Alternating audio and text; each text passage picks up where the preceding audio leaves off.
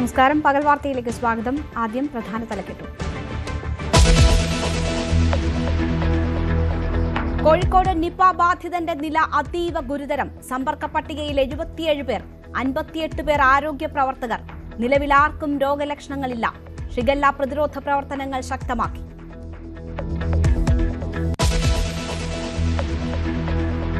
മാസപ്പടി കേസിൽ വീണ ടിക്ക് വീണ്ടും ED സമൻസ്. ബുധനാഴ്ച ഹാജരാകാൻ നിർദ്ദേശം. പുതിയ സമൻസ് ഇന്ന് ഹാജരാകുന്നതിൽ അവധി ചോദിച്ച സാഹചര്യത്തിൽ 17-ന് എത്തുമോ എന്നതിൽ ആകാംക്ഷ.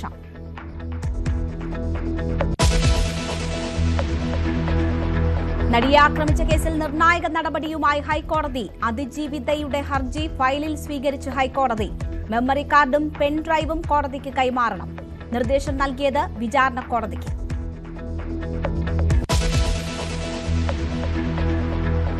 അമ്മയുടെ കാരണം കാണിക്കൽ നോട്ടീസിന് മറുപടിയുമായി അൻസിബ ഹസൻ. താൻ ചെയ്ത നിയമലംഘനങ്ങൾ എന്തൊക്കെയെന്ന് വ്യക്തമാക്കണം.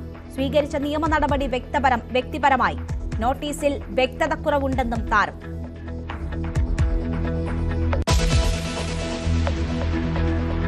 സംസ്ഥാനത്ത് കാലവർഷം ശക്തമായി തുടരുന്നു. കാറ്റിനും ഇടിമിന്നലിനും സാധ്യത. 8 ജില്ലകളിൽ മഴ മുന്നറിയിപ്പ്. നാളെ മുതൽ മഴയുടെ ശക്തി കുറയും.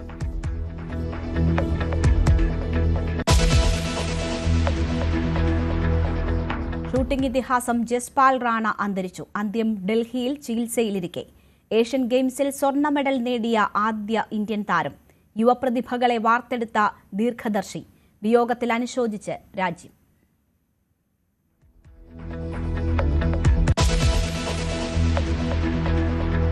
അഹമ്മദാബാദ് വിമാന അപകടത്തിന് ഇന്ന് 1 വർഷം. റിപ്പോർട്ട് വൈകുന്നതിൽ പ്രതിഷേധം ശക്തം. പൈലറ്റുമാരുടെ സംഘടന കോടതിയിലേക്ക്. ദുരന്തത്തിൽ പൊലിഞ്ഞത് 260 ജീവനുകൾ.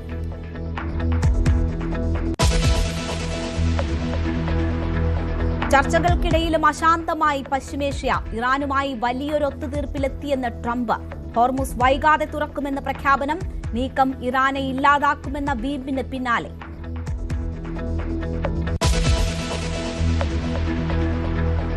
ഫിഫ ലോകകപ്പിന് കിക്ക് ഓഫ്. ആദ്യ മത്സരത്തിൽ ദക്ഷിണാഫ്രിക്കയെ തകർത്ത് മെക്സിക്കോ.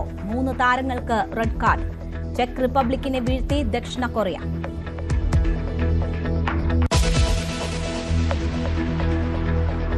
വാർത്തയിലേക്ക് വിശദമായി.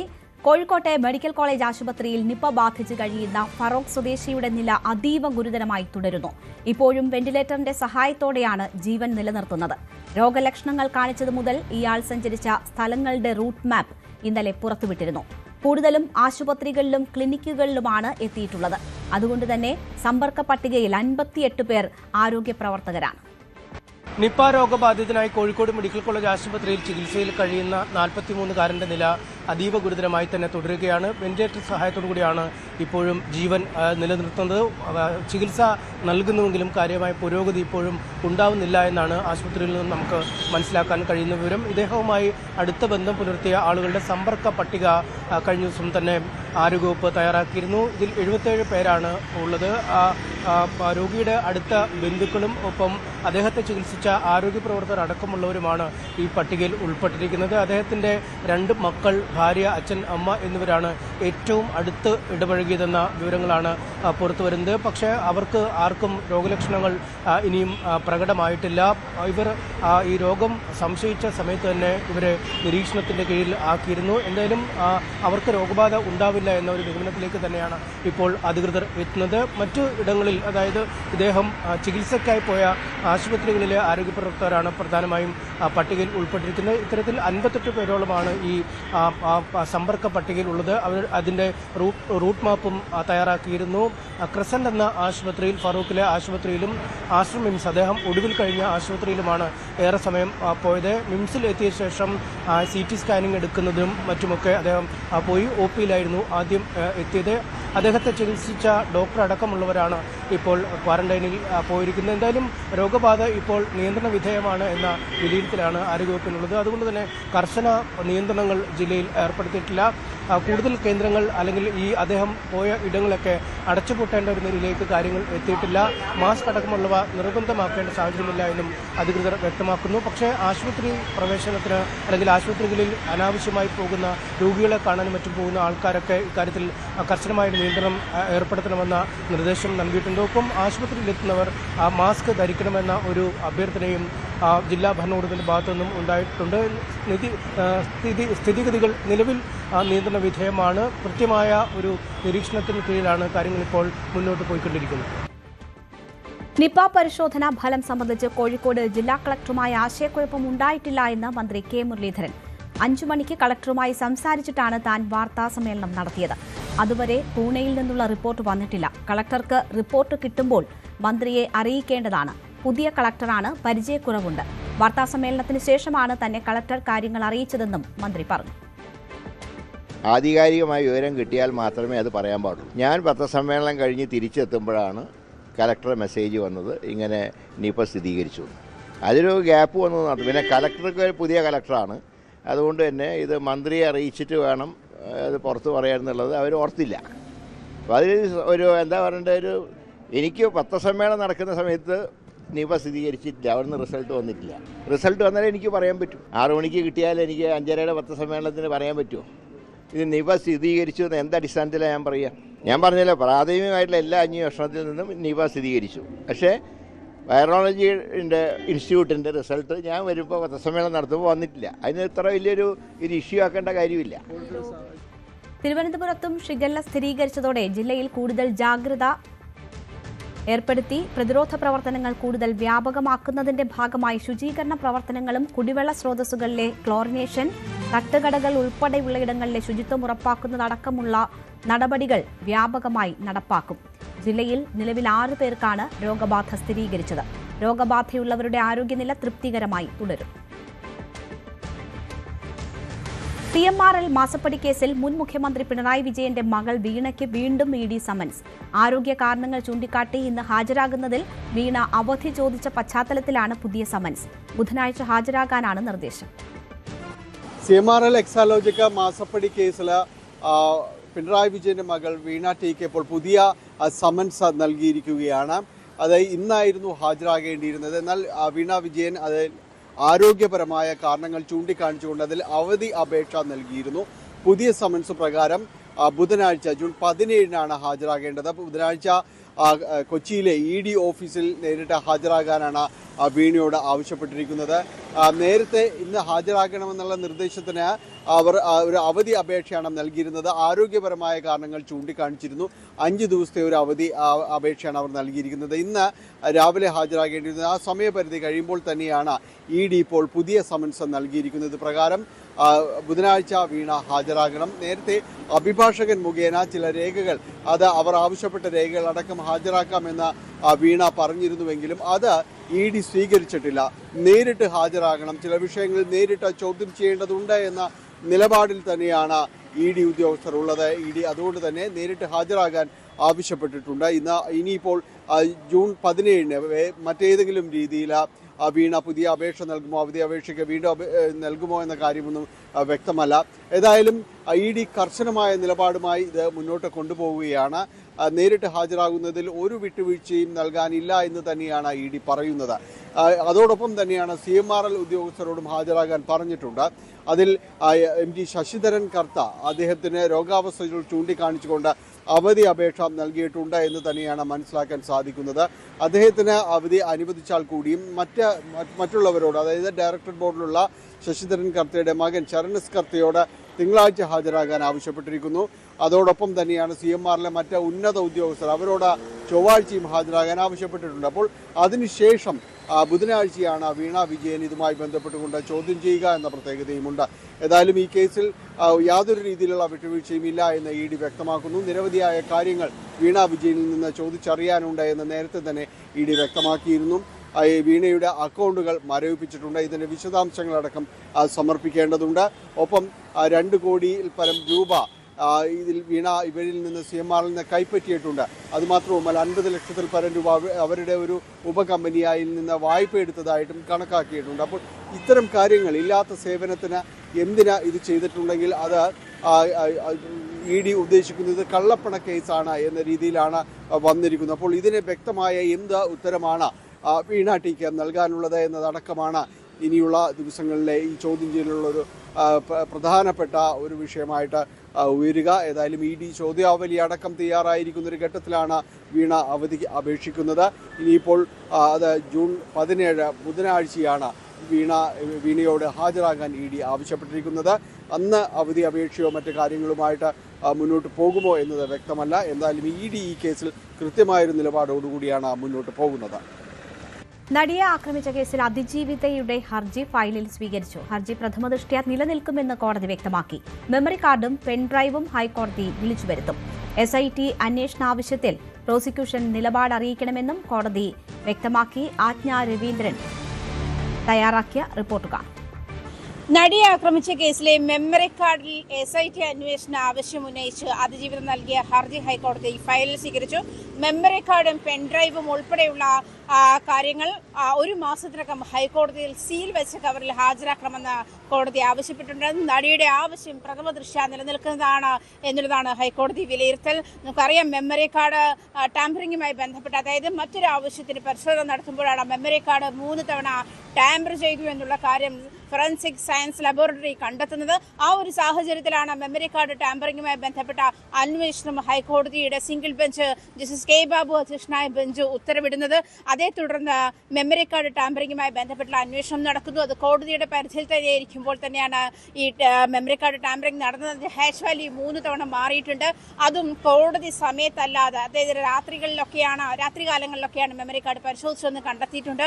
അങ്കമാലി മജിസ്ട്രേറ്റ് ലീന റഷീദ്, ശിരസ്ദാർ താജുദ്ദീൻ, അതുപോലെ കോടതിയിലെ സീനിയർ ക്ലർക്ക് മഹേഷ് മോഹൻ തുടങ്ങിയവരാണ് മെമ്മറി കാർഡ് ഉപയോഗിച്ചതെന്നും കണ്ടെത്തിയിട്ടുണ്ട്. ഇത് മാത്രമേ ഇത് ഫോണിലേക്ക് മെമ്മറി കാർഡ് ഉപയോഗിച്ചിട്ടുണ്ട്. അത് ശിരസ്ദാർ താജുദ്ദീന് വിവോ ഫോണാണ്. പിന്നീട് ഫോണിന്റെ എൻക്വയറി ആവശ്യപ്പെട്ട് ഫോൺ ചോദിച്ചപ്പോൾ ഫോൺ നഷ്ടപ്പെട്ടു പോയി എന്നുള്ളതാണ്. അതിൽ കാര്യത്തിൽ വ്യക്തത ഉണ്ടായിട്ടില്ല. അതേസമയം ഈ എറണാകുളം പ്രിൻസിപ്പൽ സെഷൻസ് കോടതി ജഡ്ജ് ഹണിയ വർഗീസിന്റെ നേതൃത്വത്തിൽ ആണ് ഇതിൽ അന്വേഷണം നടന്നതും ഇതിൽ റിപ്പോർട്ട് സമർപ്പിച്ചതും അങ്ങനെയാണ്. ഈ റിപ്പോർട്ടിന്റെ അടിസ്ഥാനത്തിൽ ഇവർക്കെതിരെ നടപടിയെടുത്തിട്ടില്ല എന്നുള്ളത് അന്നത്തെ പ്രധാനപ്പെട്ട പരാതിയായിരുന്നു.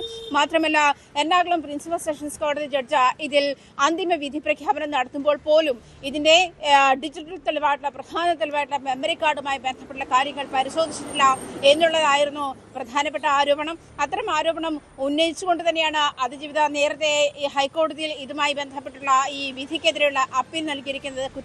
കുറ്റവാളികൾക്ക് നൽകിയ ശിക്ഷാവിധി കുറഞ്ഞുപോയി. അതുപോലെ ദിലീപിനെ കുറ്റവിമുക്തനാക്കിയ നടപടി ചോദ്യം ചെയ്തുകൊണ്ടൊക്കെയാണ് ഹർജി നൽകിയിരിക്കുന്നത്. അതിൽ മെമ്മറി കാർഡിന്റെ വിശദാംശങ്ങളും പരിശോധിക്കണമെന്ന് അതിജീവിതം നൽകിയ അപ്പീലിൽ പറയുന്നുണ്ട്. അതേസമയം മെമ്മറി കാർഡിൽ SIT അന്വേഷണം ആവശ്യപ്പെട്ട് അതിജീവിതം നൽകിയ ഹർജി ഹൈക്കോടതി സിംഗിൾ ബെഞ്ച് ഫയലിൽ സ്വീകരിച്ചിരിക്കുകയാണ്. തുടർ നടപടികൾ ഉണ്ടാകാൻ വേണ്ടി 1 മാസത്തിനുള്ളിൽ മെമ്മറി കാർഡും അതുപോലെ പെൻഡ്രൈവും കോടതിയിൽ ഹാജരാക്കണം, സീൽ വെച്ച കവറിൽ ഹാജരാക്കണമെന്നാണ് കോടതി ഉത്തരവ്. താരസംഘടനയായ അമ്മയുടെ കാരണം കാണിക്കൽ നോട്ടീസിനെതിരെ നടി അൻസിബ ഹസൻ. അച്ചടക്ക ലംഘനം എന്താണെന്ന് കൃത്യമായി അറിയിക്കണം എന്ന് അൻസിബ ആവശ്യപ്പെടുന്നു. ലക്ഷ്മിപ്രിയ, ടിനി ടോം എന്നിവർക്കെതിരെ പരാതി നൽകിയിട്ടും അമ്മ ഒരു നടപടിയും എടുത്തിട്ടില്ല. താൻ സ്വീകരിച്ച നിയമ നടപടി വ്യക്തിപരമായ കാര്യമെന്നും അൻസിബ പറയുന്നു. അൻസിബ ഹസന് അമ്മ നൽകിയ കാരണം കാണിക്കൽ നോട്ടീസിനാണ് ഇപ്പോൾ അത് ചോദ്യം ചെയ്തുകൊണ്ട് അൻസിബ മുന്നോട്ട് വന്നിരിക്കുന്നത്. അതിൽ അവർ ചോദിക്കുന്നത് താന് ഏത് രീതിയിലുള്ള നിയമങ്ങളാണ് അമ്മയുടെ താരസംഘടന അമ്മയുടെ ഏത് നിയമമാണ് ലംഘിച്ചതെന്നത് വ്യക്തമാക്കണമെന്നതാണ് അൻസിബ ആവശ്യപ്പെടുന്നത്. തൻ്റെ പരാതികൾ ടിനി ടോമിനടക്കം ലക്ഷ്മിപ്രിയക്കടക്കം നൽകിയ പരാതികൾ അത് വ്യക്തിപരമാണ്, അത് സംഘടനാപരമായ മറ്റു വിഷയങ്ങളോ ഒന്നുമായി ബന്ധപ്പെട്ടതല്ല. വ്യക്തിപരമായ കാരണങ്ങൾ ചൂണ്ടിക്കാണിച്ചുകൊണ്ടാണ് താൻ പരാതി നൽകിയിരിക്കുന്നത്. അതിൽ സംഘടനയുടെ ഏത് നിയമമാണ്, ഏത് ബൈലോയാണ് താൻ ലംഘിച്ചതെന്ന് വ്യക്തമാക്കണമെന്നതാണ് അൻസിബ ആവശ്യപ്പെട്ടിരിക്കുന്നത്. ഇതിൽ ടിനി ടോമിനടക്കം താൻ നേരത്തെയും പരാതികൾ ഉന്നയിച്ചാണ്, തന്നെ വ്യക്തിപരമായി അപകീർത്തിപ്പെടുത്തുന്ന അടക്കമുള്ള പരാതികളുണ്ട്. അതോടൊപ്പം തന്നെയാണ് ലക്ഷ്മിപ്രിയയുടെ കാര്യത്തിലും. അപ്പോൾ ഇത്തരം പരാതികൾ ഒരിക്കലും സംഘടനയെ ബാധിക്കുന്നതല്ല. ഇത് സംഘടനയ്ക്ക് പുറത്തുള്ള പരാതികളാണ്, വ്യക്തിപരമായ പരാതികളാണ്. അത് സംഘടനയുമായി ചേർത്ത് വായിക്കേണ്ടതില്ല എന്നതാണ് അൻസിബ പറയുന്നത്. അതുകൊണ്ട് ഈ കാര്യങ്ങളിൽ കൃത്യമായൊരു നിലപാട് താരസംഘടനയായ അമ്മ എടുക്കണം. ഇത് ഇത്തരം വ്യക്തിപരമായ പരാതികളെ കൂട്ടിച്ചേർക്കുന്നത് ചിലരുടെ താല്പര്യങ്ങളാണ്. സംഘടനയുമായി ചേർത്ത് വെച്ച് വായിക്കുന്നത് ചിലരുടെ താല്പര്യങ്ങൾ കൊണ്ട് മാത്രമാണ്. അതുകൊണ്ട് തന്നെയാണ് സംഘടനയിൽ ഈ പ്രശ്നം ഇത്രമേൽ വഷളാകുന്നതുമെന്നാണ് ഇപ്പോൾ അൻസിബ വ്യക്തമാക്കുകയും ചെയ്യുന്നത്. ഇതിൽ എന്താണ് നിലപാട് എന്ന അടക്കമുള്ള കാര്യങ്ങളിൽ വിശദീകരിക്കണം എന്നതാണ് അൻസിബ ആവശ്യപ്പെട്ടിരിക്കുന്നത്. തിരുവനന്തപുരത്ത് കാപ്പ കേസിൽ അറസ്റ്റിലായ BJP കൌൺസിലർ സുഗതനെ സംരക്ഷിക്കുമെന്ന് BJP സംസ്ഥാന അധ്യക്ഷൻ രാജീവ് ചന്ദ്രശേഖർ. സുഗതനെ അറസ്റ്റ് ചെയ്തതിനെതിരെ മുൻ DGPയും BJP കൌൺസിലറുമായ R ശ്രീലേഖയും രംഗത്ത് വന്നു. പോലീസിന്റേത് പട്ടി ഷോ എന്നാണ് ശ്രീലേഖയുടെ അധിക്ഷേപം. അതേസമയം സുഗതന്റെ അവധി സംബന്ധിച്ച അറിയിപ്പ് കിട്ടിയിട്ടില്ല എന്ന് മേയർ VV രാജേഷ് പ്രതികരിച്ചു. വാഴോട്ടുകോണം കൌൺസിലർ സുഗതനെ BJPയുടെ സംസ്ഥാന നേതൃത്വം പിന്തുണയ്ക്കുന്നില്ല എന്ന വിമർശനങ്ങൾക്കിടെയാണ് BJP സംസ്ഥാന അധ്യക്ഷൻ തന്നെ സുഗതന് പിന്തുണയുമായി രംഗത്ത് വന്നത്. 100% സുഗതന് പിന്തുണയുണ്ടാകും. BJP ഏറ്റവും വലിയ പാർട്ടിയാണ്, രാജ്യത്തെ ഏറ്റവും വലിയ പാർട്ടിയാണ്. അതുകൊണ്ട് തന്നെ ആ പാർട്ടിയുടെ ശക്തി എന്താണെന്ന് കാണിച്ചു കൊടുക്കും. സുഗതനെ എല്ലാ തരത്തിലും സംരക്ഷിക്കുമെന്നായിരുന്നു BJPയുടെ സംസ്ഥാന അധ്യക്ഷന്റെ പ്രഖ്യാപനം. ഞങ്ങള് സുഗതനെ പിന്തുണയ്ക്കുന്നു, അതിലൊരു സംശയം ഉണ്ടാകാൻ പാടില്ല. ഞങ്ങളുടെ ഒരു പബ്ലിക് റെപ്രസെന്റേറ്റീവ് ആണ്.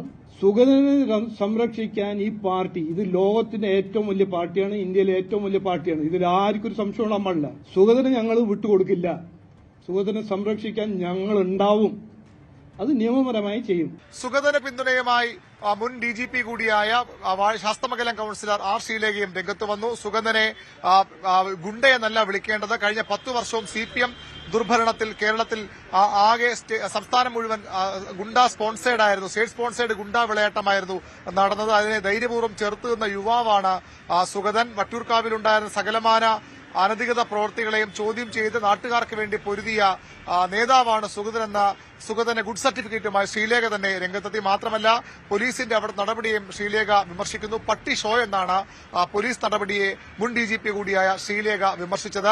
ഏതായാലും സുഗതൻ ഇപ്പോൾ വിയ്യൂർ സെൻട്രൽ ജയിലിലാണ്. തിരുവനന്തപുരത്ത് നിന്ന് കാപ്പ കേസ് പ്രതിയായതുകൊണ്ട് തന്നെ സുഗതനെ വിയ്യൂർ സെൻട്രൽ ജയിലിലേക്ക് മാറ്റിയിട്ടുണ്ട്. സുഗതൻ അടുത്ത് ചേരുന്ന നഗരസഭാ കൌൺസിൽ യോഗങ്ങളിൽ പങ്കെടുക്കാൻ കഴിയില്ല. നേരത്തെ തന്നെ 2 യോഗങ്ങളിൽ സുഗതൻ പങ്കെടുത്തില്ല എന്നാണ് വിവരം. അങ്ങനെയെങ്കിൽ 3 യോഗങ്ങളിൽ പങ്കെടുക്കാതിരുന്നാൽ അയോഗ്യത നടപടികളടക്കം നേരിടേണ്ടി വരും. എന്നാൽ സുഗതൻ എത്ര യോഗങ്ങളിൽ പങ്കെടുത്തില്ല എന്ന കാര്യത്തിൽ ഇപ്പോൾ കണക്കില്ലെന്നും അത് പരിശോധിക്കണമെന്നുമാണ് മേയർ VV രാജേഷ് വ്യക്തമാക്കിയത്. ഇതിപ്പം 101 കൌൺസിലർമാർ എന്ന് അവധി പറഞ്ഞു, എന്ന് പങ്കെടുത്തു, എനിക്ക് എല്ലാ ദിവസവും തുടങ്ങിയിട്ട് 5 മാസം ഓർമ്മിക്കാൻ പറ്റൂ. 101 കൌൺസിലർമാരിൽ ആർക്ക് അത്തരത്തിലൊരു സിറ്റുവേഷൻ വന്നാലും മേയർ എന്നുള്ള നിലയ്ക്ക് എന്റെ ഉത്തരവാദിത്തമാണ് എന്നുള്ളതാണ് എന്റെ ബോധ്യം.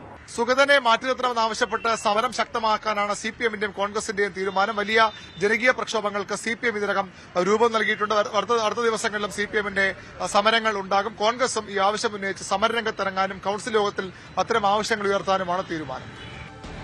CPM തിരുവനന്തപുരം ജില്ലാ സെക്രട്ടറി സ്ഥാനത്തിനായി ജില്ലാ കമ്മിറ്റിയിൽ വോട്ടെടുപ്പ് ഒഴിവാക്കിയത് സംസ്ഥാന നേതൃത്വത്തിന്റെ തന്ത്രപൂർവമായ നീക്കം. സെക്രട്ടറി തെരഞ്ഞെടുപ്പ് എന്ന അജണ്ട ഒഴിവാക്കിയാണ് ജില്ലാ കമ്മിറ്റി വിളിച്ചത്. സംസ്ഥാന നേതൃത്വം മുന്നോട്ട് വയ്ക്കുന്ന പേരിനെതിരെ ജില്ലാ കമ്മിറ്റിയിൽ മത്സരമുണ്ടാകുമെന്ന് ഉറപ്പിച്ചതോടെയായിരുന്നു സംസ്ഥാന നേതൃത്വത്തിന്റെ ഈ നീക്കം.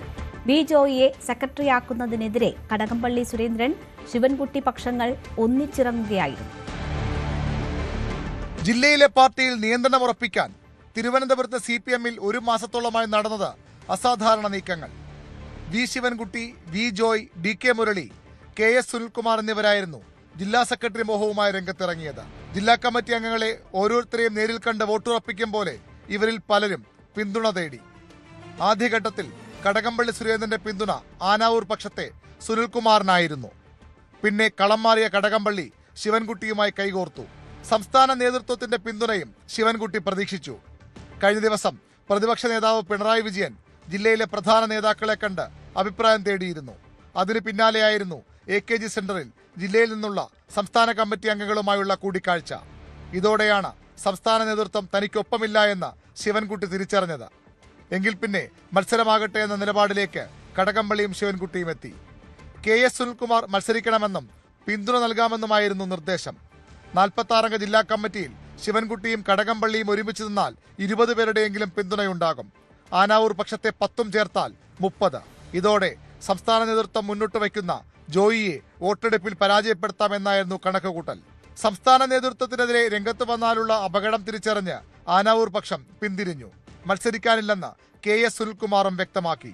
ഇതോടെയായിരുന്നു ശിവൻകുട്ടി ഉൾപ്പെടെ പ്രധാനപ്പെട്ട 5 നേതാക്കൾ ജില്ലാ കമ്മിറ്റി യോഗത്തിൽ പങ്കെടുക്കാതെ മാറി നിന്നത്. ജില്ലാ കമ്മിറ്റിയിൽ 3 പേർ ജോയിയെ സെക്രട്ടറിയാക്കാനുള്ള സംസ്ഥാന നേതൃത്വത്തിന്റെ നിർദ്ദേശത്തെ ചോദ്യം ചെയ്തു. ആനാവൂർ പക്ഷം നിശബ്ദത പാലിച്ചു.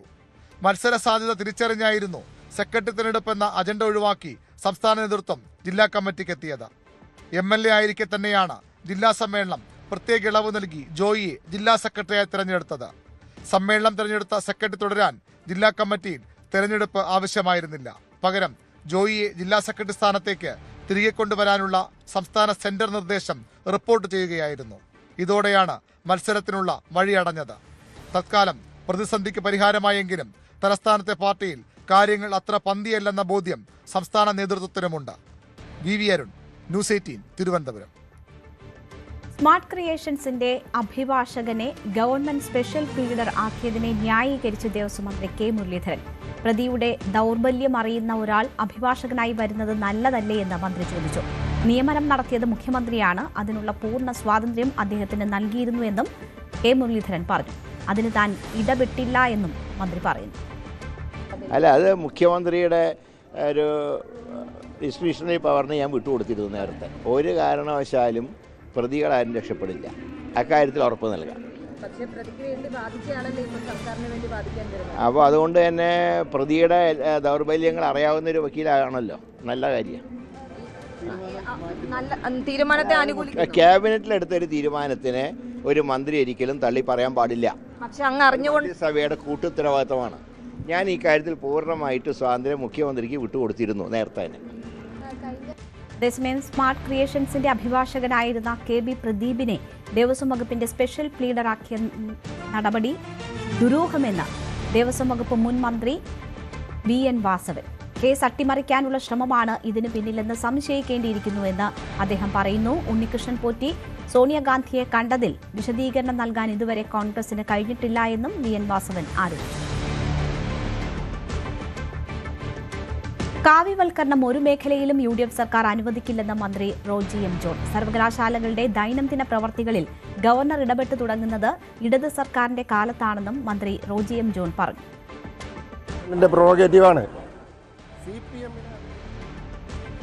മന്ത്രി സണ്ണി ജോസഫിന്റെ സ്പെഷ്യൽ പ്രൈവറ്റ് സെക്രട്ടറിയായി ചന്ദ്രൻ തില്ലങ്കേരിയെ നിയമിച്ചു. മട്ടന്നൂരിൽ UDF സ്ഥാനാർത്ഥിയായി കഴിഞ്ഞ തെരഞ്ഞെടുപ്പിൽ മത്സരിച്ചയാളാണ് ചന്ദ്രൻ തില്ലങ്കേരി. നേരത്തെ ഭാര്യ സഹോദരൻ ബെന്നി തോമസിനെ പ്രൈവറ്റ് സെക്രട്ടറിയായി നിയമിച്ചത് വിവാദമായിരുന്നു. തുടർന്ന് ബെന്നി തോമസ് രാജിവെച്ചതിനെ തുടർന്നാണ് പുതിയ നിയമനം. ഇന്ത്യൻ ഷൂട്ടിംഗ് ഇതിഹാസം ജസ്പാൽ റാണ അന്തരിച്ചു. ഡൽഹിയിലെ മാക്സ് ആശുപത്രിയിൽ ചികിത്സയിലിരിക്കെയാണ് അന്ത്യം സംഭവിച്ചത്. 49 വയസ്സായിരുന്നു. ജർമ്മനിയിലെ മ്യൂണിക്കിൽ നടന്ന ISSF ലോകകപ്പിനിടെ ദേഹാസ്വാസ്ഥ്യം അനുഭവപ്പെട്ടിരുന്നു. തുടർന്ന് നാട്ടിലെത്തിയതിന് പിന്നാലെയാണ് മരണം സംഭവിച്ചത്. ഷൂട്ടിംഗിൽ ഇന്ത്യയുടെ ഇതിഹാസ താരമായിരുന്നു ജസ്പാൽ. രാജ്യത്തിനായി ഒട്ടേറെ ചാമ്പ്യൻഷിപ്പുകളിൽ ജസ്പാൽ മെഡലുകൾ വാരിക്കൂട്ടി. കോമൺവെൽത്ത് ഗെയിംസ് ചരിത്രത്തിലെ തന്നെ മികച്ച അത്ലറ്റുകളിൽ ഒന്നാണ് ജസ്പാൽ. 2006 ദോഹ ഏഷ്യൻ ഗെയിംസിലെ ജസ്പാലിന്റെ പ്രകടനം ശ്രദ്ധേയമായിരുന്നു. 3 സ്വർണ്ണ മെഡൽ സ്വന്തമാക്കിയ ജസ്പാൽ അന്ന് 25 മീറ്റർ എയർ പിസ്റ്റളിൽ ലോക റെക്കോർഡ് നേട്ടത്തിനൊപ്പവുമെത്തി. 94 19-ാം വയസ്സിൽ അർജുന അവാർഡ് നേടിയ അതുല്യ പ്രതിഭ. 97 22-ാം വയസ്സിൽ സ്വപ്നതുല്യ അംഗീകാരമായി പത്മശ്രീ പുരസ്കാരം. 2020 ദ്രോണാചാര്യ അവാർഡും തേടിയെത്തി. ഷൂട്ടിംഗിൽ വനിതാ താരം മനു ഭക്കർ അഭിമാനാർഹമായ നേട്ടങ്ങൾ വെട്ടിപ്പിടിക്കുന്നതിനു പിന്നിൽ ജസ്പാലിന്റെ പരിശീലനമായിരുന്നു. പാരീസ് ഒളിമ്പിക്സിൽ ഇന്ത്യയ്ക്കായി 2 മെഡലുകൾ മനു ഭക്കർ നേടുന്നതും ജസ്പാലിന് കീഴിൽ പരിശീലിച്ചപ്പോഴാണ്. News desk, news 18. ആവേശപൂരത്തിൽ ലോകം.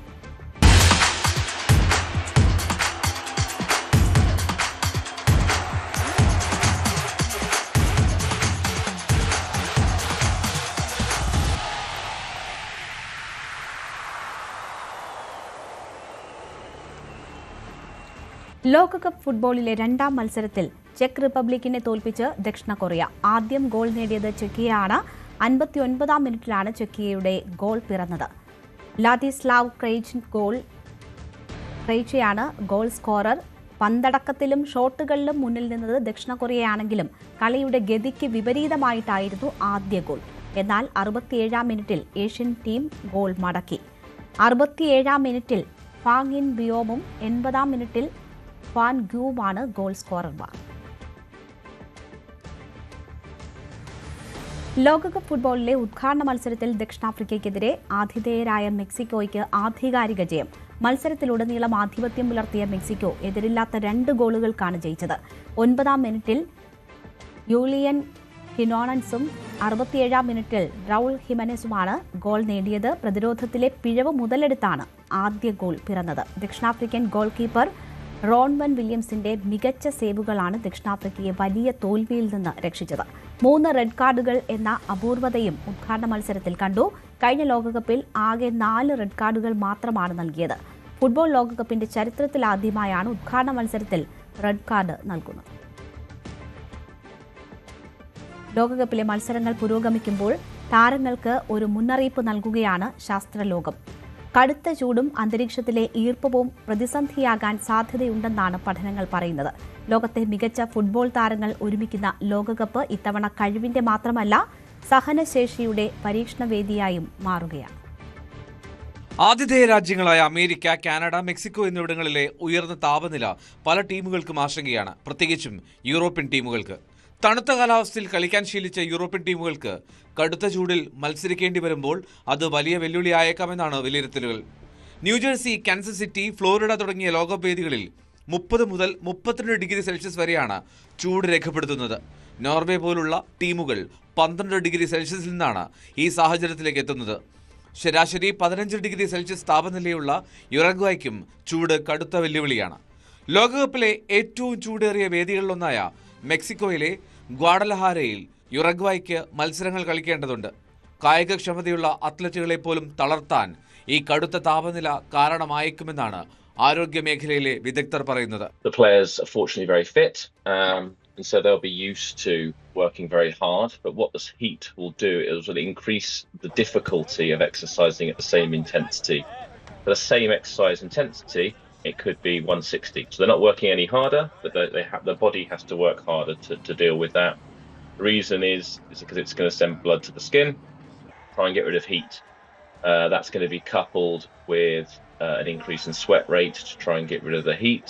So we have this increase in physiological strain, but then we also have this potential impact with hypohydration or dehydration, that the players might be becoming hypohydrated. പകൽ സമയങ്ങളിൽ 40 ഡിഗ്രി സെൽഷ്യസിനോടടുത്ത് താപനില ഉയരാൻ സാധ്യതയുണ്ടെന്നാണ് കാലാവസ്ഥാ നിരീക്ഷകരുടെ മുന്നറിയിപ്പ്. വൈകുന്നേരങ്ങളിലും 27 degree സെൽഷ്യസിനടുത്ത് ചൂട് തുടരുന്നത് താരങ്ങളുടെ കായികക്ഷമതയെ ബാധിച്ചേക്കാം. ചൂട് മാത്രമല്ല, കാലാവസ്ഥയിലെ അപ്രതീക്ഷിത മാറ്റങ്ങളും ടീമുകൾക്ക് ആശങ്ക സൃഷ്ടിക്കുന്നു. ന്യൂജേഴ്സിയിൽ കഴിഞ്ഞ ദിവസങ്ങളിൽ കനത്ത മഴ പെയ്തു.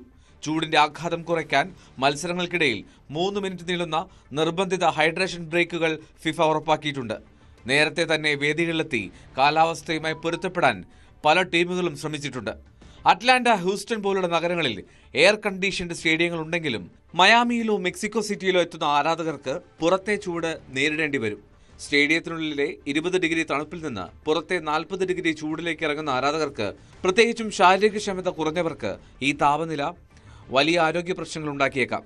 സാഹചര്യം മുൻകൂട്ടി കണ്ട് ഫിഫ പ്രത്യേക ഹീറ്റ് ടാസ്ക് ഫോഴ്സ് രൂപീകരിക്കുകയും മെഡിക്കൽ അടിയന്തര പ്ലാനുകൾ തയ്യാറാക്കുകയും ചെയ്തിട്ടുണ്ട്. World cup desk, news 18. ഒരു പിടി മാറ്റങ്ങളോട് കൂടിയാണ് ഫിഫ ലോകകപ്പ് ആരാധകരിലേക്ക് എത്തിയത്. പുതിയ മാറ്റങ്ങൾ ഫുട്ബോൾ കളത്തിൽ എങ്ങനെ പ്രതിഫലിക്കുമെന്ന ആകാംക്ഷയിലാണ് ഫുട്ബോൾ പ്രേമികൾ. ലോകത്തെ ഫുട്ബോൾ ആരാധകർ ഒരേപോലെ കൗതുകത്തോടും ആകാംക്ഷയോടും ഉറ്റുനോക്കുകയാണ് പുതിയ മാറ്റങ്ങളിലേക്ക്. പുതിയ നിയമങ്ങൾ കാൽപന്ത് കളിയുടെ താളം തെറ്റിക്കുമോ എന്നത് മാത്രമാണ് ആശങ്ക. ഫിഫ കൊണ്ടുവന്ന മാറ്റങ്ങളിൽ പ്രധാനം അത് ത്രോയിനിലാണ്. 5 സെക്കൻഡ് കൗണ്ട് ഡൗണോടെയാണ് ത്രോയിൻ. 5 സെക്കൻഡിനകം ത്രോ ചെയ്തില്ലെങ്കിൽ അവസരം നഷ്ടമാകും.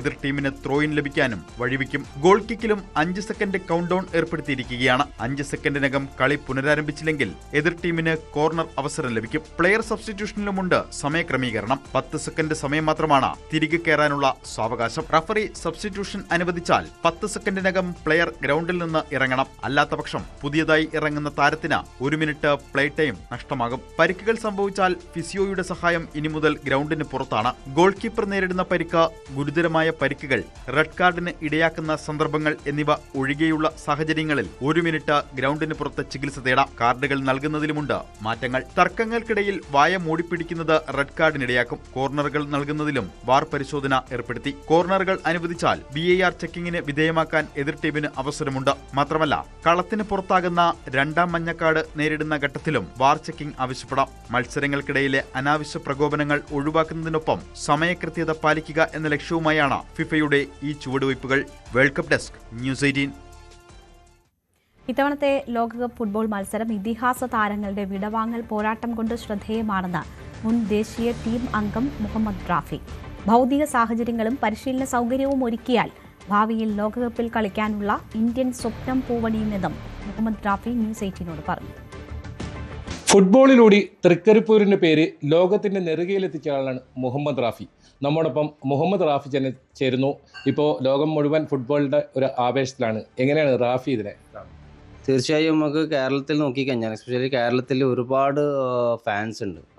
ഇപ്പോൾ അർജൻറ്റീന, ബ്രസീൽ, പോർച്ചുഗൽ, ജർമ്മനി, അതുപോലെ ഫ്രാൻസ്, എല്ലാ സ്ഥലത്തും നമുക്കിപ്പം അങ്ങോളം ഇങ്ങോളം നോക്കിക്കഴിഞ്ഞാൽ കട്ടൗട്ടറും അതുപോലെ വേറെ ബാൻഡറും അത് കാണുമ്പോൾ തന്നെ മനസ്സിനൊരു ഒരു ആവേശത്തിൽ, എല്ലാവരും ആവേശത്തിലാണ്. അപ്പം നമുക്ക് ഭയങ്കര ആവേശം. ഇപ്പം നമ്മുടെ നാട്ടിലാണ് തൃക്കരിപ്പൂരാണെങ്കിലും എല്ലാവരും അവർക്ക് ഇഷ്ടപ്പെടുന്ന ടീമിൻ്റെ കട്ടൗട്ടറും അതുപോലെ ഫ്ലാഗും ഒക്കെ വെച്ചിട്ടേ ഉള്ളത്. നല്ലൊരു ആവശ്യത്തിൽ തന്നെയാണ് നമുക്കിപ്പോൾ വേൾഡ് കപ്പ് വരാൻ പോകുന്നുള്ളത്. ഇപ്പോൾ ഇത്തവണ പറയുമ്പോൾ ഏറ്റവും ഒരു പ്രധാനം, ഇപ്പോൾ മെസ്സി ആയിക്കോട്ടെ, നെയ്മർ ആയിക്കോട്ടെ, റൊണാൾഡോ ആയിക്കോട്ടെ, ഒരു പക്ഷേ അവരുടെ അവസാനത്തെ ഒരു മാച്ച് ആയിരിക്കും. അത് എത്രത്തോളം കായിക പ്രേമികൾക്ക് ഈ പ്രാധാന്യമാണ് ഈ ഒരു വേൾഡ് കപ്പ്? തീർച്ചയായിട്ടും ഞാൻ പറയുന്നത് ഈ വേൾഡ് കപ്പ് ഒരാളും മിസ് ചെയ്യരുത്. നേരിട്ട് പോയിട്ട് കാണാൻ പറ്റുന്നുണ്ടെങ്കിൽ അത് കാണാം, അല്ലെങ്കിൽ TV-യിൽ എന്തായാലും തീർച്ചയായും കാണാം. ഈ 3 പേരും ഇതിഹാസങ്ങളാണ്. ഈ 3 പേരും ഈ വേൾഡ് കപ്പോട് കൂടി എനിക്ക് തോന്നുന്നു റിട്ടയർമെൻറ്റ് എടുക്കും. അപ്പോൾ തീർച്ചയായിട്ടും ഈ ഒരു വേൾഡ് കപ്പ് മിസ്സായി കഴിഞ്ഞാൽ അത് നമ്മളെ ലൈഫിലുള്ള വലിയൊരു ബിഗ് മിസ്റ്റേക്ക് ആയിരിക്കും. അപ്പോൾ നമ്മൾ ഈ 3 പേരെ മാച്ചും പരമാവധി എല്ലാ മാച്ചും കാണാൻ നോക്കുക. ഇങ്ങനെയുള്ളൊരു വേൾഡ് കപ്പ് നമുക്ക് തന്നെ ഒരിക്കലും കാണാൻ പറ്റില്ല. ഈ 3 ആളെന്ന് പറഞ്ഞാൽ നമുക്ക് എല്ലാവർക്കും കേരളത്തിലായാലും വേൾഡിലാണെങ്കിലും നമുക്ക് അത്രയും ഇഷ്ടപ്പെടുന്ന ആൾക്കാരാണ് മെസ്സി, റൊണാൾഡോ, നെയ്മർ. ഇവരെ 3 പേരും ഡിഫറെൻറ്റ് രീതിയിലുള്ള ശൈലിയാണ്.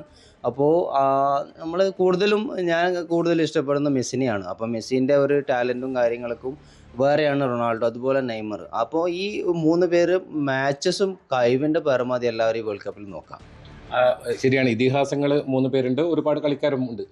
ആരായിരിക്കും ഇത്തവണ ഈ കപ്പ് തൂക്കുക, ലോക കിരീടം ആർക്ക് നേടും, ആരായിരിക്കും മികച്ച പ്ലെയർ ആവാൻ? അങ്ങനെ റാഫിക്ക് വ്യക്തിപരമായ ആരെയാണ്? തീർച്ചയായിട്ടും ഞാൻ അർജൻറ്റീനയെന്ന് കാണുന്നു. ഞാൻ വെച്ചാൽ ഇന്നലെ രാവിലെ ഞാനൊരു അർജൻറ്റീന ഐസ്ലാൻഡിലെ മാച്ച് കണ്ടിട്ടുണ്ടായിരുന്നു. അപ്പോൾ ആ മാച്ച് ഞാൻ ഫസ്റ്റ് ഹാഫ് കൂടുതൽ ഫുള്ള് കളിച്ചത് ഒരു 11 പ്ലേയേഴ്സ് കളിച്ചതും യങ്സ്റ്റേഴ്സ് ആയിരുന്നു നമ്മളെ അർജൻറ്റീനൻ്റെ. സെക്കൻഡ് ഹാഫാണ് മെസ്സിയും പേട്ടർ അവരെല്ലാം വന്നത്. അപ്പോൾ ഈ ഒരു സ്ക്വാഡും നല്ല സ്ക്വാഡാണ്. അതുപോലെ എല്ലാ ടീമും അതേപോലെ നല്ല സ്ക്വാഡുണ്ട്. ഇപ്പോൾ ജർമ്മനി ആണെങ്കിൽ, ഫ്രാൻസ് ആണെങ്കിൽ, ബ്രസീൽ ആണെങ്കിൽ, പോർച്ചുഗൽ ആണെങ്കിൽ എല്ലാവർക്കും നല്ല സ്ക്വാഡുണ്ട്.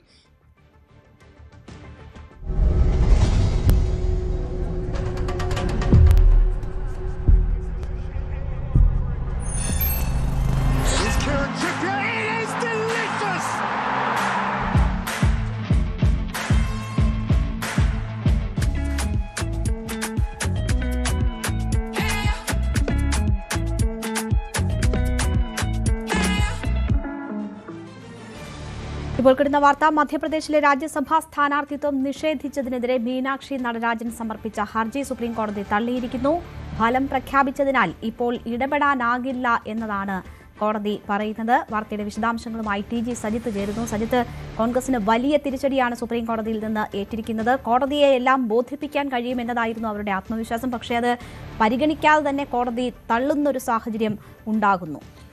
രേണു, തീർച്ചയായിട്ടും കോടതിയിൽ നിന്നും പ്രതീക്ഷിച്ച ഒരു വലിയ തിരിച്ചടി തന്നെയാണ്. കാരണം ഇത് വിധി പ്രഖ്യാപനത്തിന് മുമ്പ് കോടതിയിൽ ഈ ഹർജി എടുപ്പിക്കുകയായിരുന്നു കോൺഗ്രസിൻ്റെ നീക്കം. പക്ഷേ അത് ഫലം കണ്ടില്ല. ഒടുവിൽ ഇന്നലെ തെരഞ്ഞെടുപ്പ് കമ്മീഷൻ മധ്യപ്രദേശിലെ 3 സീറ്റുകളുടെയും ഫലം പ്രഖ്യാപിച്ചു. 3 പേരെയും 3 BJP സ്ഥാനാർത്ഥികളെയും വിജയികളായി പ്രഖ്യാപിച്ചു.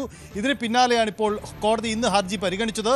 ഈ ഹർജിയാണ് ഇപ്പോൾ തള്ളുന്നത്. കോടതി എടുത്ത നിലപാടിങ്ങനെയാണ്. വിധി പ്രഖ്യാപനം വന്നതിനാൽ ഇപ്പോൾ ഇടപെടാനാവില്ല എന്നതാണ് സുപ്രീം കോടതി എടുത്തിരിക്കുന്ന നിലപാട്.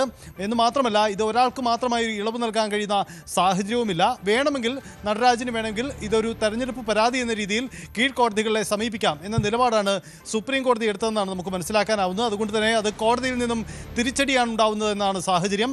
മീനാക്ഷി നടരാജനെതിരായ പരാതി നമുക്കറിയാം. അവരുടെ ഹർജി തള്ളാൻ ഇടയായ സാഹചര്യം അറിയാം. അവർക്കെതിരായ ഒരു കേസ് മറച്ചുവെച്ചു, നോമിനേഷനിൽ അത് സമർപ്പിച്ചില്ല തുടങ്ങിയായിരുന്നു ആക്ഷേപങ്ങൾ.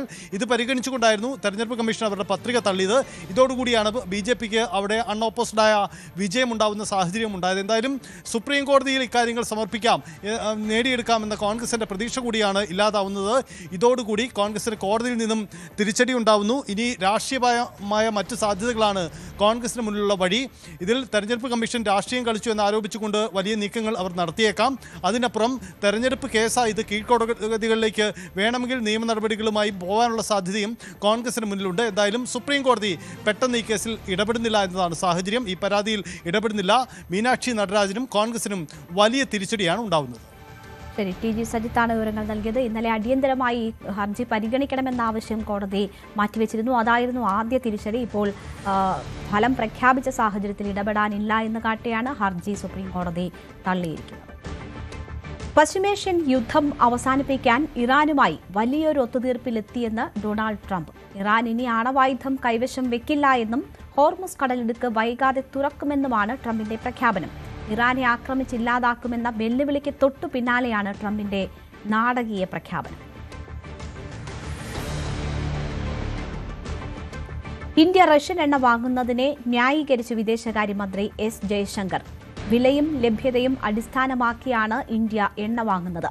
റഷ്യയ്ക്ക് ധാർമ്മിക പിന്തുണ നൽകുന്നതല്ലേ എണ്ണ വാങ്ങുന്ന നടപടിയെന്ന വിമർശനത്തിനാണ് വിദേശകാര്യമന്ത്രിയുടെ മറുപടി. റഷ്യ യുക്രൈൻ യുദ്ധത്തിന് ശേഷം പാശ്ചാത്യ രാജ്യങ്ങൾക്ക് എണ്ണയ്ക്കായി മിഡിൽ ഈസ്റ്റ് രാജ്യങ്ങളെ കൂടുതലായി ആശ്രയിച്ചു. ഇതോടെ റഷ്യൻ എണ്ണയ്ക്ക് വില കുറഞ്ഞു. ഇതോടെ പൊതു താൽപര്യം കണക്കിലെടുത്ത് ഇന്ത്യക്ക് മാറി ചിന്തിക്കേണ്ടി വന്നുവെന്നും അദ്ദേഹം പറഞ്ഞു. വിദേശ സന്ദർശനത്തിന്റെ ഭാഗമായി ഫിൻലൻഡിൽ നടന്ന ഒരു ചർച്ചയ്ക്കിടെയായിരുന്നു ജയശങ്കറിന്റെ പരാമർശങ്ങൾ. I'd make two observations. I buy oil based on cost and availability. So at that point of time, much of the oil available on the market was Russian because Europeans were essentially buying up the Middle East oil, which was our traditional supply. So circumstances pushed us in a certain direction. But since you spoke about moral ambiguity, I would say this, no European country has been attacked with Indian weapons. I wish I could say that for European weapons vis-a-vis India. So keep that in mind.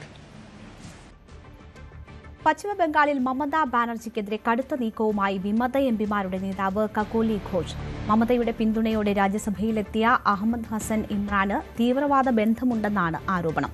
ബംഗ്ലാദേശിലെ തീവ്രവാദ ഗ്രൂപ്പുകളുമായുള്ള ഇമ്രാന്റെ ബന്ധം അന്വേഷിക്കണമെന്ന് പശ്ചിമബംഗാൾ മുഖ്യമന്ത്രിക്കും വിദേശകാര്യമന്ത്രിക്കും അയച്ച കത്തിൽ ഇവർ ആവശ്യപ്പെട്ടു. രാജ്യസുരക്ഷ സംബന്ധിച്ച് തന്ത്രപ്രധാനമായ ചിക്കൻ നെക്ക് മേഖലയിൽ സുരക്ഷാ സേനയ്ക്ക് താവളമൊരുക്കാൻ മമത സർക്കാർ സ്ഥലം വിട്ടു നൽകാത്തത് ബോധപൂർവമാണെന്നും ഇവർ ആരോപിച്ചു.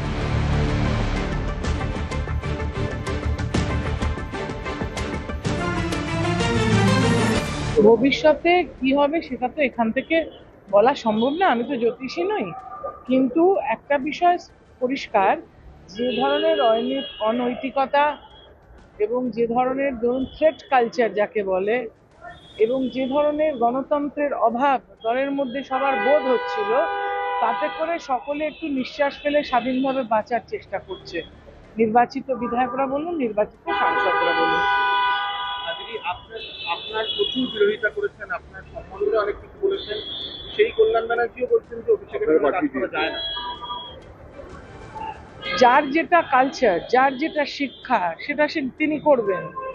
তিনি কার সম্বন্ধে কি বলছেন আমি বলতে পারবো না। তবে আমি ব্যক্তিগতভাবে মাননীয় অধ্যক্ষ মহাশয়ের কাছে একটা নিন্দনীয় ব্যবহারের বিরুদ্ধে অভিযোগ জানিয়েছিলাম। কালকে বলেছি যে শতাব্দী এবং কাকলিকে পাঠিয়ে দিই। হ্যাঁ বলছে শতাব্দী কাকলিকে পাঠিয়ে দিই বললাম। কথার ট্যাক্স নেই জানেন তো, এবং একটা ব্যাকগ্রাউন্ড লাগে, একটা শিক্ষা, একটা সৌজন্য, একটা পারিবারিক পরিচয়, সবার তো সেটা থাকে না। অভিষেক বন্দ্যোপাধ্যায় সিআইডি তাকে সারাচ্ছে আজকে ভবন গেলে কিছুদিন পর তাও কোর্টের চাপে ওর বলে দিল সন্ধ্যে 7টার মধ্যে যেতেই হবে। আইন মেনে তো চলতে হবে, হয়তো সেই জন্যই গেছে, কেন গেছে আমি জানি না, আমার সঙ্গে কোনো কথা হয়নি। ബിജെപിക്കെതിരെ പോരാടാൻ കോൺഗ്രസ് ശക്തിപ്പെടണം.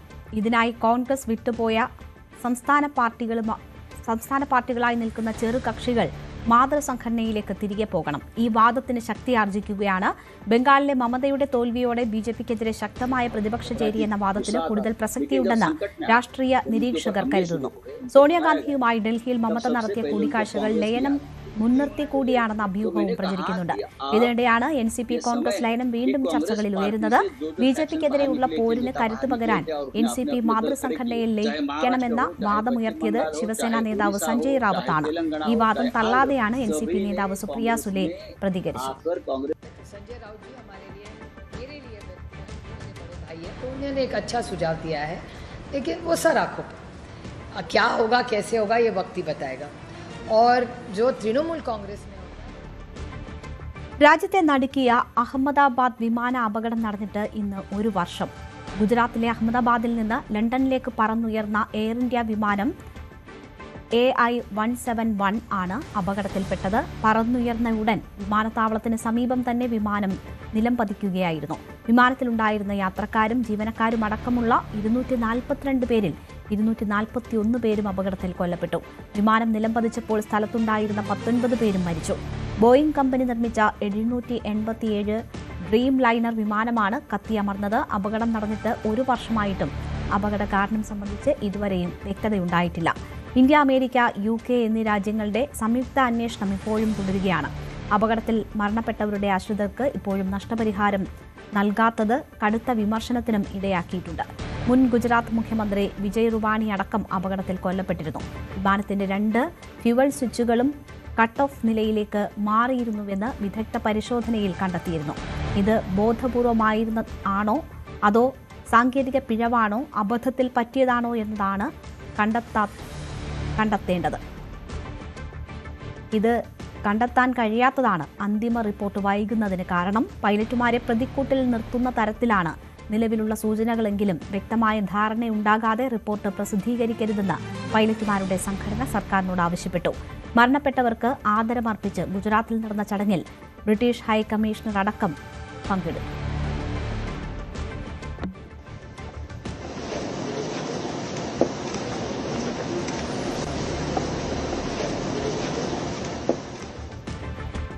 സംസ്ഥാനത്ത് മഴയുടെ ശക്തി കുറയുന്നു. ഇന്ന് കണ്ണൂരിൽ മാത്രമാണ് തീവ്ര മഴ മുന്നറിയിപ്പുള്ളത്. തിരുവനന്തപുരം, കൊല്ലം, എറണാകുളം, ഇടുക്കി, തൃശൂർ, മലപ്പുറം, കോഴിക്കോട്, കാസർഗോഡ് ജില്ലകളിൽ യെല്ലോ അലർട്ടാണ്. നാളെ വടക്കൻ കേരളത്തിൽ 3 ജില്ലകളിൽ യെല്ലോ അലർട്ടാണ്. വരും ദിവസങ്ങളിൽ മഴയുടെ ശക്തി കുറയുമെന്ന് കാലാവസ്ഥാ കേന്ദ്രം സൂചിപ്പിക്കുന്നു. സംസ്ഥാനത്ത് അതേസമയം മഴക്കെടുതി രൂക്ഷമാണ്. ഇന്നലെ തിരുവനന്തപുരം നഗരത്തിൽ മാത്രം 16ഓളം അപകടങ്ങൾ ഉണ്ടായി. പേരൂർക്കട വഴയില ദേവീക്ഷേത്രം റോഡിൽ മരം വീണ് ഗതാഗതം തടസ്സപ്പെട്ടു. മണക്കാട് സ്കൂളിന് സമീപം മരം വീണു. കിള്ളിപ്പാലം ബണ്ട് റോഡ് ഭാഗത്ത് സ്ഥലങ്ങളിൽ മരങ്ങൾ കടപുഴകി. പാങ്ങോട് ആർമി ക്യാമ്പിലും മരം നിലംപൊത്തി. കവടിയാർ മൻമോഹൻ ബംഗ്ലാവിന് മുന്നിൽ മരം റോഡിൽ വീണ് ഗതാഗതം തടസ്സപ്പെട്ടു. MSK നഗറിൽ കടയുടെ മേൽ തെങ്ങ് വീണു. കാലടിയിലും മ്യൂസിയത്തിന് സമീപവും മരങ്ങൾ കടപുഴകി. മേലാറന്നൂരിൽ വീടിന്റെ അടിത്തറ പൊട്ടി വെള്ളം പുറത്തേക്കൊഴുകി. കുടുംബത്തെ മാറ്റിപ്പാർപ്പിച്ചു. തിരുവനന്തപുരം പാറശാലയിൽ കനത്ത മഴയിൽ വീടിനോട് ചേർന്നുള്ള പാറ അടർന്നു വീണ് വീട്ടമ്മയ്ക്ക് ഗുരുതരമായ പരിക്ക്. രാജകുമാരിക്കാണ് പരിക്കേറ്റത്. രാവിലെ 5:30 മണിയോടുകൂടി വീടിന് സമീപത്ത് ശുചിമുറിയിൽ കയറുന്നതിനിടയിൽ പാറ മുകളിൽ നിന്നും അടർന്നു വീഴുകയായിരുന്നു. പാറശാല പോലീസും ഫയർഫോഴ്സും സ്ഥലത്തെത്തി രക്ഷാപ്രവർത്തനം നടത്തി. പരിക്കേറ്റ രാജകുമാരിയെ കാരക്കോണം മെഡിക്കൽ കോളേജ് ആശുപത്രിയിൽ പ്രവേശിപ്പിച്ചു. കാലിന് പൊട്ടലുണ്ട്.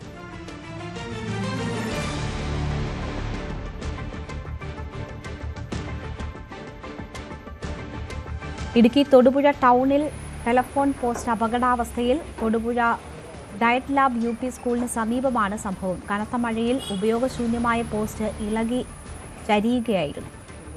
പോസ്റ്റ് നീക്കം ചെയ്യാൻ ആവശ്യപ്പെട്ടിട്ടും നടപടിയില്ലെന്ന് നാട്ടുകാർ ആരോപിച്ചു.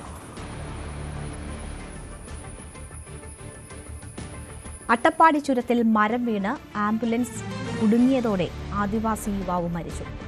വെള്ളമാരി ഉന്നതിയിലെ സജീവ് കുമാറാണ് മരിച്ചത്. പനിയും ശ്വാസംമുട്ടലുമായി ഗുരുതരാവസ്ഥയിലായിരുന്ന ആദിവാസി യുവാവിനെ വെന്റിലേറ്റർ സൗകര്യമുള്ള ആംബുലൻസിൽ കോട്ടത്തറ ട്രൈബൽ താലൂക്ക് സ്പെഷ്യാലിറ്റി ആശുപത്രിയിൽ നിന്ന് തൃശൂർ മെഡിക്കൽ കോളേജ് ആശുപത്രിയിലേക്ക് മാറ്റുന്നതിനിടെയാണ് അപകടമുണ്ടായത്. ചുരത്തിൽ മന്ദംപൊട്ടിക്ക് സമീപം മരം വീണ് ആംബുലൻസ് 1 മണിക്കൂർ ചുരത്തിൽ കുടുങ്ങിയതോടെ ചികിത്സ വൈകുകയായിരുന്നു. കോഴിക്കോട് നഗരത്തിൽ വൻ ഹാൻസ് വേട്ട. 10 ലക്ഷം രൂപ വില വരുന്ന 400 കിലോയോളം ഹാൻസുമായി കാസർഗോഡ് കാളിമുഖ സ്വദേശി അബ്ദുൾ സാക്കിർ പിടിയിലായി. മൈസൂരിൽ നിന്നും കോഴിക്കോട് വഴി എറണാകുളത്തേക്ക് കാറിൽ 16 ചാക്കുകളിലായി ഒളിപ്പിച്ചു കടത്തുകയായിരുന്നു. പുകയില ഉൽപ്പന്നങ്ങളാണ് ടോൾ പ്ലാസയ്ക്ക് സമീപം വെച്ച് പിടികൂടിയത്. കോഴിക്കോട് സിറ്റി പോലീസ് കമ്മീഷണർക്ക് ലഭിച്ച രഹസ്യ വിവരത്തിന്റെ അടിസ്ഥാനത്തിൽ പന്തീരങ്കാവ് പോലീസും ഡാൻസപ്പ് സംഘവും ചേർന്ന് നടത്തിയ പരിശോധനയിലാണ് ഇവ പിടികൂടിയത്.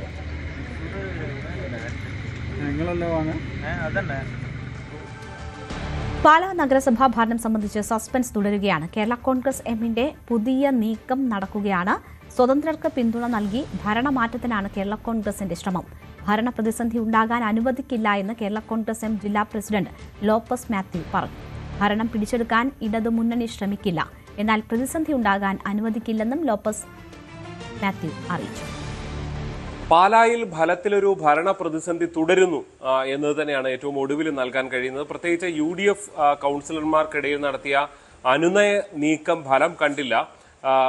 ഈ 6 കൗൺസിലർമാർ കോൺഗ്രസിൻ്റേത് ഇടഞ്ഞു തന്നെ നിൽക്കുന്നു എന്നുള്ളതാണ് ഏറ്റവും ഒടുവിലും കാണാൻ സാധിച്ചത്. പക്ഷേ സമയമുണ്ട്. നിലവിൽ ഏതെങ്കിലും അവിശ്വാസ പ്രമേയമൊന്നും വന്നിട്ടില്ല. അതുകൊണ്ട് തന്നെ ഈ പ്രശ്നം പരിഹരിക്കാൻ കഴിയും എന്ന ആത്മവിശ്വാസമാണ് കോൺഗ്രസിനെ സംബന്ധിച്ച് ഉള്ളത്. അതിനിടെയാണ് നിർണായക രാഷ്ട്രീയ നീക്കവുമായി കേരള കോൺഗ്രസ് എം രംഗത്ത് വരുന്നത് എന്നുള്ളതാണ് ശ്രദ്ധേയമായിട്ടുള്ളത്. അതായത് അവിടെ കോൺഗ്രസിന് 6 കൗൺസിലർമാരുണ്ടെങ്കിലും ഇതിലും 2 കൗൺസിലർമാർ സ്വതന്ത്രരാണ്. അതുകൂടാതെ കോൺഗ്രസിന്റെ വിമതയായി മത്സരിച്ച് ജയിച്ച ആളുണ്ട്. ഇവരുടെയൊക്കെ പിന്തുണയുണ്ടെങ്കിൽ കേരള കോൺഗ്രസ് എമ്മിന് പുറത്തു നിന്നൊരു പിന്തുണ നൽകിക്കൊണ്ട് അവരെ ഭരണത്തിൽ എത്തിക്കാൻ കഴിയും എന്നതാണ് സാധ്യത. ലോപ്പസ് മാത്യു കോട്ടയം ജില്ലാ അധ്യക്ഷൻ ചൂണ്ടിക്കാണിച്ചത് ഒരു ഭരണ പ്രതിസന്ധി ഉണ്ടായാൽ ഇടപെടും എന്നത് തന്നെയാണ്. അതായത് ഈ ഒരു രാഷ്ട്രീയ നീക്കത്തിന്റെ വ്യക്തമായ സൂചനയാണ് ലോപ്പസ് മാത്യു നൽകുന്നത്. ഇപ്പോൾ ഏതായാലും ഒരു ഭരണ പ്രതിസന്ധി വന്നിരിക്കുന്നു. ഭരിക്കുന്ന കക്ഷികളും വ്യക്തികളും ചെയർമാനും വൈസ് ചെയർമാനും ഭരണമുന്നണിയിൽ തന്നെ വളരെ പ്രശ്നങ്ങൾ സങ്കീർണമായിരിക്കുക. സ്വതന്ത്ര കൂട്ടായ്മയെ പിന്തുണയ്ക്കുമെന്നൊക്കെ ചോദിച്ചു. നമ്മളൊരു കാരണവശാലും അവരെ പിന്തുണയ്ക്കുന്നില്ല. തന്നെയല്ല, അവരുടെ പിന്തുണ വാങ്ങി നമ്മളും ഭരണത്തിൽ വരാൻ ഉദ്ദേശിക്കുന്നില്ല. കാരണം നമ്മളിപ്പോൾ 12 അവർ 3 വരുന്ന 15 പേരാണ് നമുക്ക് പിന്നെ ഭരിക്കാം. പക്ഷെ അതിനും നമ്മൾ തയ്യാറാവുന്നില്ല. പിന്നെ ആകെ കൂടി ഇത്രേ ഉള്ളൂ. നമ്മൾ പാലാ മുനിസിപ്പാലിറ്റി ഒരു ഭരണ പ്രതിസന്ധി ഉണ്ടാകുമ്പോൾ അവിടെ മുനിസിപ്പാലിറ്റിയിലൊരു ഭരണം ഉണ്ടാവണം. ജനങ്ങൾക്ക് അവരുടെ ദൈനംദിന കാര്യങ്ങൾ നടക്കണം. ആ മുനിസിപ്പാലിറ്റിയിലെ ഭരണ രംഗത്ത് വരുമ്പോൾ നമുക്ക് പ്രത്യക്ഷമായിട്ട് ഭരണ സംവിധാനം ഒന്നും വേണ്ട. പക്ഷേ അവിടെ ഭരണ പ്രതിസന്ധി ഉണ്ടാകുകയാണെങ്കിൽ അന്നേരം കാര്യങ്ങൾ നമ്മൾ ആലോചിച്ച് വേണ്ട രീതിയിൽ തീരുമാനിക്കും. എന്തായാലും പാലായിൽ അങ്ങനൊരു പ്രതിസന്ധി ഉണ്ടായാൽ അതിന് അപ്പുറത്തും ചില നീക്കങ്ങൾ നടത്തുക എന്നത് കോൺഗ്രസ് ഉദ്ദേശിക്കുന്നുണ്ട്. പ്രത്യേകിച്ച് ഭാവിയിൽ ഒരു കേരള കോൺഗ്രസ് സഖ്യം ഉണ്ടാകും. അതിനുള്ള സാധ്യത നമുക്ക് തള്ളിക്കളയാൻ കഴിയില്ല. പക്ഷേ ഇപ്പോൾ ഇങ്ങനെ ഭരണത്തിൽ നിന്ന് UDF പുറത്താകുന്ന ഒരു നില ഉണ്ടാകാതിരിക്കാൻ കേരള കോൺഗ്രസ് എമ്മിൽ ജോസ് കെ മാണിയുമായി ഇടഞ്ഞു നിൽക്കുന്ന ചില കൗൺസിലർമാരുണ്ട്. പ്രാദേശികമായി പല വലിയ തർക്കങ്ങൾ അവർക്കിടയിലുണ്ട്. അവിടെ ചില ഭിന്നത ഉണ്ടാക്കാനുള്ള സാധ്യത ആണ് കോൺഗ്രസ് കാണുന്നത്. എന്തായാലും നിലവിൽ ഇപ്പോൾ ഈ അവിശ്വാസമൊന്നും മുന്നിൽ നിൽക്കുന്നില്ല. 26-ന് ശേഷമാണ് അവിശ്വാസ നോട്ടീസുകൾ വരാൻ സാധ്യത. അതിനുള്ളിൽ പ്രശ്നം പരിഹരിക്കാനുള്ള ത്വരിതഗതിയിലുള്ള നീക്കങ്ങളാണ് UDF ക്യാമ്പിൽ നടക്കുന്നത്. ഇപ്പുറത്ത് കേരള കോൺഗ്രസ് എം രാഷ്ട്രീയം, പാലയിലെ നീക്കങ്ങൾ അത് സൂക്ഷ്മമായി നിരീക്ഷിക്കുകയാണ്. കോട്ടയത്ത് നിന്ന് G ശ്രീജിത്ത്, ന്യൂസ് 18. തമിഴ്നാട് മുഖ്യമന്ത്രി C. ജോസഫ് വിജയ് ഇന്ന് കൊല്ലൂർ ശ്രീ മൂകാംബിക ക്ഷേത്രം സന്ദർശിക്കും. ഉച്ചയ്ക്ക് പ്രത്യേക വിമാനത്തിൽ വിജയ് മംഗളൂരു അന്താരാഷ്ട്ര വിമാനത്താവളത്തിൽ എത്തി റോഡ് മാർഗം കൊല്ലൂരിലേക്ക് തിരിക്കും. ഉച്ചയ്ക്ക് 3 മണിയോടെ ക്ഷേത്രത്തിലെത്തും.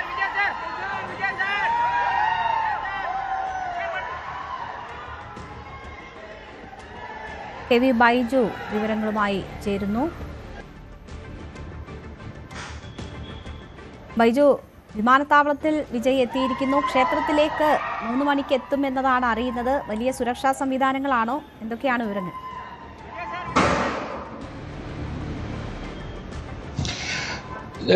3 മണിക്ക് എത്താൻ സാധ്യതയില്ല. കാരണം ഇപ്പോൾ വൈകിയാണ് എത്തിയത്. 12 മണിക്ക് വിമാനത്താവളത്തിൽ മംഗളൂരിൽ ഇറങ്ങുമെന്നായിരുന്നു പറഞ്ഞതെങ്കിൽ ഇപ്പോൾ 2 മണിയോട് അടുത്തിരിക്കുന്നു. 2 മണിക്കൂർ വൈകിയാണ് വിജയ് ഇപ്പോൾ മംഗളൂരു വിമാനത്താവളത്തിൽ എത്തിയത്. ഇനി 150 കിലോമീറ്റർ, ഏകദേശം 3 മണിക്കൂറോളം യാത്ര മൂകാംബികയിലേക്കുണ്ട്. ഇനി റോഡ് മാർഗമാണ് ഇത്തരത്തിൽ പോവുക. മാത്രമല്ല Z+ കാറ്റഗറിയാണ് അദ്ദേഹത്തിന്. അതുകൊണ്ട് സുരക്ഷ, വഴിനീളെ സുരക്ഷ ഒരുക്കിയിട്ടുണ്ട്. സീറോ ട്രാഫിക് ഏർപ്പെടുത്തിയിട്ടുണ്ട്. അങ്ങനെ വലിയ വിപുലമായ സൗകര്യങ്ങൾ കർണാടകയിൽ വിജയ്ക്ക് വേണ്ടി ഏർപ്പെടുത്തിയിട്ടുണ്ട്. പക്ഷേ അദ്ദേഹം എത്തിയ ഫ്ലൈറ്റ് അത് 2 മണിക്കൂർ വൈകിയത് കൊണ്ട് തന്നെ മൂകാംബികയിലെത്താൻ 5 മണിയെങ്കിലും ചുരുങ്ങിയത് ആവുന്നതാണ് ഇപ്പോൾ മനസ്സിലാക്കാൻ സാധിക്കുന്നത്. ഇപ്പോൾ മംഗളൂരു വിമാനത്താവളത്തിൽ നിന്നുള്ള ദൃശ്യമാണ് നമ്മൾ കാണുന്നത്. മംഗളൂരു വിമാനത്താവളത്തിൽ നിന്നും ഇപ്പോൾ വിജയ് കാർ മാർഗം മൂകാംബികയിലേക്ക് പുറപ്പെട്ടു കഴിഞ്ഞു. ഇനി 3 മണിക്കൂർ, 150ഓളം കിലോമീറ്റർ ഓടി 3 മണിക്കൂർ എങ്കിലും ചുരുങ്ങിയതെടുക്കും മൂകാംബികയിലെത്താൻ. ഏതായാലും മൂകാംബിക ക്ഷേത്രത്തിൽ വലിയ ഒരുക്കങ്ങളാണ് തമിഴ്നാട് മുഖ്യമന്ത്രി വിജയ്ക്ക് വേണ്ടി ഒരുക്കിയിട്ടുള്ളത്. ഇന്നലെ തന്നെ തമിഴ്നാട് നിന്നുള്ള പോലീസ് എത്തിയിരുന്നു. ഒപ്പം കർണാടക പോലീസും വലിയ പരിശോധനയ്ക്ക് സുരക്ഷാ സംവിധാനങ്ങളൊക്കെ ഒരുക്കിയിരുന്നു. ഇപ്പോൾ ഭക്തർക്ക് നേരത്തെ പറഞ്ഞിരുന്നത് 3 മണി മുതൽ 5 മണി വരെ ഭക്തർക്ക് ആ സമയത്ത് പ്രവേശനമില്ല എന്നാണ്. അതിപ്പോൾ 4 മണി മുതൽ 6 മണിയോളം വരെ പുറത്തുനിന്നുള്ള മറ്റ് ഭക്തർക്കൊന്നും ഇപ്പോൾ ക്ഷേത്രത്തിൽ പ്രവേശനം ഉണ്ടാകില്ല വിജയുടെ സന്ദർശനത്തോടനുബന്ധിച്ച്. എന്തായാലും അതീവ സുരക്ഷയാണ് ഇപ്പോൾ കൊല്ലൂർ മൂകാംബിക ക്ഷേത്രത്തിലുള്ളത്. വലിയ പൂജകളോ അത്തരം വഴിപാടുകളോ ഒന്നുമില്ല. ദർശനം നടത്തി വിജയ് തിരിച്ച് മംഗളൂരിലേക്ക് വരും. മംഗളൂരിൽ നിന്നും ചാർട്ടേഡ് ഫ്ലൈറ്റിലായിരിക്കും അദ്ദേഹം ചെന്നൈയിലേക്ക് പുറപ്പെടുക. ബൈജു ആണ് വിവരങ്ങൾ നൽകിയത്. റോഡ് മാർഗം വിജയ് കൊല്ലൂർ മൂകാംബിക ക്ഷേത്രത്തിലേക്ക് എത്തിക്കൊണ്ടിരിക്കുകയാണ്. നേരത്തെ പ്രതീക്ഷിച്ചതിൽ നിന്നും വൈകും എന്നതാണ് ബൈജു റിപ്പോർട്ട് ചെയ്യുന്നത്. ശിവഗിരി മഠം സന്ദർശിച്ച് മുഖ്യമന്ത്രി വി ഡി സതീശൻ. മഠം അധ്യക്ഷൻ സ്വാമി സച്ചിദാനന്ദ ഉൾപ്പെടെയുള്ളവരുമായി മുഖ്യമന്ത്രി ആശയവിനിമയം നടത്തി. ശിവഗിരിയിലെ പ്രത്യേക പ്രാർത്ഥനകളിലടക്കം വി ഡി സതീശൻ പങ്കെടുക്കുകയും ചെയ്തു. ഗുരു സ്വപ്നം കണ്ട കേരളമാണ് സർക്കാരിന്റെ ലക്ഷ്യമെന്ന് മുഖ്യമന്ത്രി പറഞ്ഞു. ശബരിമല സ്വർണ്ണക്കൊള്ളയിൽ CBI അന്വേഷണം നടത്തണമെന്ന് അയ്യപ്പ സേവാ സമാജം ദേശീയ ചെയർമാൻ മുരുകൻ സെൽവൻ. SIT അന്വേഷണത്തിൽ ആശങ്കയുണ്ട്. ശബരിമലയുടെ നിയന്ത്രണം കേരളം, തമിഴ്നാട്, കർണാടക, ആന്ധ്ര, കേന്ദ്ര സർക്കാർ ഉൾപ്പെട്ട സമിതി ഏറ്റെടുക്കണം. 84 സ്ഥലത്ത് അയ്യപ്പ സമാജം അന്നദാനം നടത്തുന്നുണ്ട്. എന്നാൽ സന്നിധാനത്ത് മാത്രം അയ്യപ്പ സമാജത്തിന് അന്നദാനം നടത്താൻ സർക്കാർ അനുവാദം നൽകുന്നില്ല. തിരുപ്പതി മോഡൽ ക്യൂ സൗകര്യം ഒരുക്കണമെന്നും അദ്ദേഹം വാർത്താസമ്മേളനത്തിൽ ആവശ്യപ്പെട്ടു. When we are keep on repeating one word, CBI, CBI, CBI, okay? Why we are mentioning keep on this CBI? The reason is when SIT, the state government, the formalities, it is going effectively. You are already trying to bring out the culprit in front of law, in front of the people, behind the bar. No one is going to mention this word CBI. It is not happening in last government. When there was a last government, this Congress so much particular about this particular issue. And everyone, all the Ayyappa devotees saying so clearly, this is also one of the reason why Congress government got opportunity from the Kerala people. And because these people are going to bring out whoever may be the culprit. Okay? So you don't consider CBI? Fine. And any of your ministry, any of your people, Congress party people, it's not part of it. We trust you, we believe it, but make it SIT in such a way, and we need to bring out the reality, the fact check, what it is. But unfortunately, even though it is not a longer, and this particular government past few months, but even you are not able to take action positively now, okay, fine. And you don't want to go to CBI also, that is also fine. But what you are going to do, ultimately it is going to answer that. When you can't bring out the fact and you are not going to hand over the CBI, the people who is voted for you, what they are going to think? So you also part of it. We believe that when you are not part of it, nothing is going to stop you. Hand over to the CPI. This is our demand from our organization. Kavitha gold and diamonds ഇന്നത്തെ സ്വർണം വെള്ളി നിരക്കുകൾ നിങ്ങൾക്കായി സമർപ്പിച്ചത് Kavitha gold and diamonds, the versatile jewellery. സ്വർണം 22 carrot ഗ്രാമിന് 13,620 രൂപ, പവന് 1,08,960 രൂപ. സ്വർണം 18 ക്യാരറ്റ് ഗ്രാമിന് 11,195 രൂപ, പവന് 89,560 രൂപ, വെള്ളി ഗ്രാമിന് 260 രൂപ, കിലോയ്ക്ക് 2,60,000 രൂപ. കവിത ഗോൾഡ് ആൻഡ് ഡയമണ്ട്സ് ഇന്നത്തെ സ്വർണം വെള്ളി നിരക്കുകൾ നിങ്ങൾക്കായി സമർപ്പിച്ചത് Kavita Gold and Diamonds, the versatile jewelry. പകൽ വാർത്ത പൂർണ്ണമാകുന്നു. ഇടവേളയ്ക്ക് ശേഷം സ്പോട്ട് ലൈവ് കാണാം. ടോം കുര്യാക്കോസ്.